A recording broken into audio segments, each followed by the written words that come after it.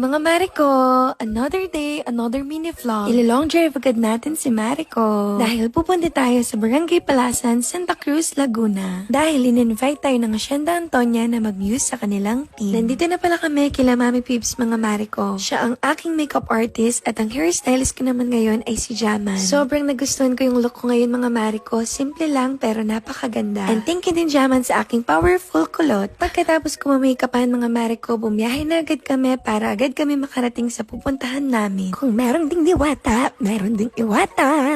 Cheers! 4 hours nga pala yung biyahe namin mga Mariko from Pampanga to Santa Cruz, Laguna. At sa wakas, nandito na rin tayo. Hindi na ako magtataka bakit Laguna ang pangalan niya kasi literal na malago ang Laguna. Ayun na yung mga katim ko mga Mariko, nakaabang na sila. Maraming salamat po sa Sitio 6 sa mainit na pagtanggap niyo po sa akin. Dahil medyo malayo-layo yung lalakarin, sumakay na lang kami dito sa pickup para agad kami makarating sa court. Shoutout nga pala kay kuya na nag-guide sa amin at nagpayong sa akin. Salamat po! Nakakatuwa naman dahil kahit dito sa Laguna may nakakakilala sa atin.